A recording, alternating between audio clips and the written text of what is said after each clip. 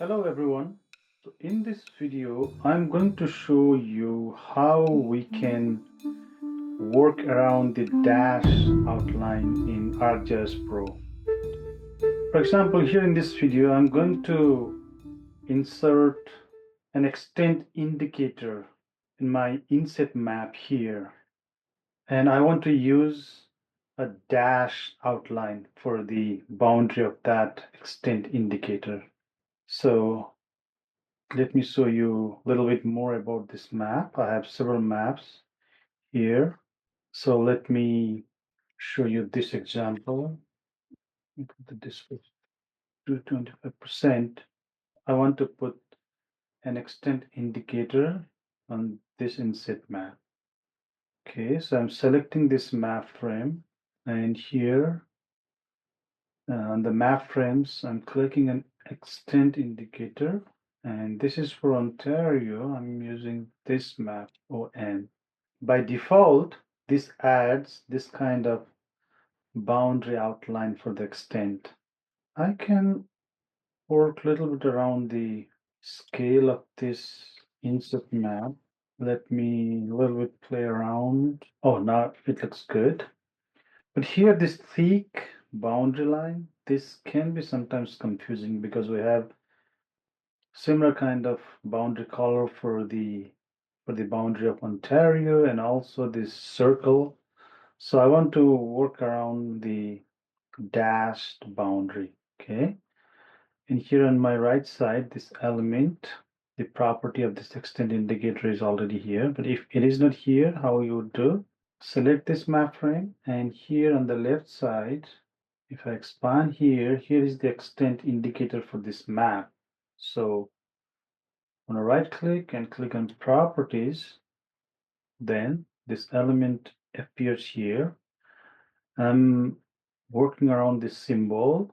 I'm clicking here, and here the solid stroke is selected. Let me change the color to 40% gray. Right here, now the gray color, 40% gray, but I want to make it a dash effect.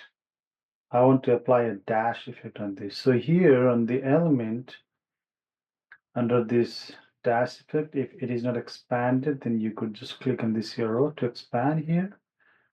And click here, I'm going to choose this dash.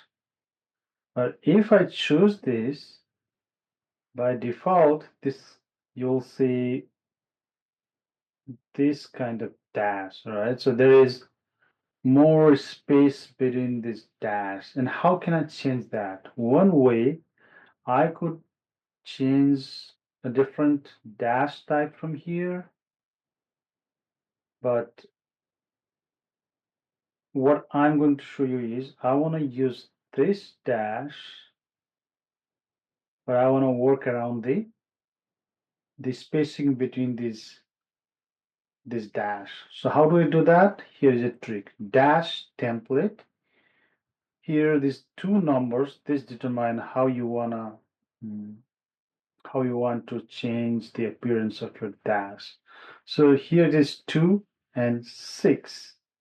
If I want to make it, let's say 6 space 2, let's see how it looks like. It looked like more small. The spacing between two spaces is 2, and the length of one space bar is 6, right? So let's change this to again 2 space 6, which we already had that. Here 2 for this dash bar and 6 for this space. Now let's change it to 2 by 2 and see how it looks like. With 2 by 2, it looked more balanced. It's 2 for the bars, and 2 for this space. Let's say one by one how it looks like. One by one, it's more like it's more like a solid, but we can still see some small, very small spaces, right? So this is the main tree. Let's say uh, 2 by 2 space, uh, 3 by 5 space, 4 by 4. Let's see how it does work.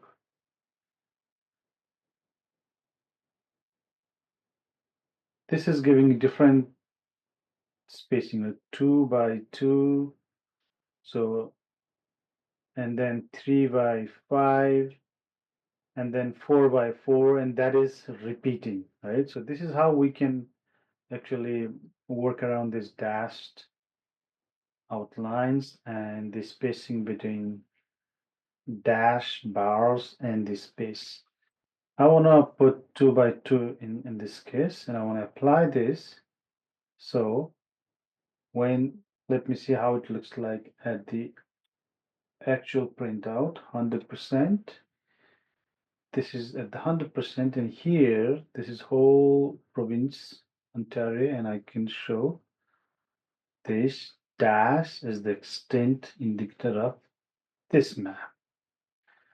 Okay, so this is how we can change the appearance of the dash in our extent indicator, and you can actually apply this technique in your any other layers of the boundaries of the lines. Okay, hope this is helpful for you. Thank you for watching this.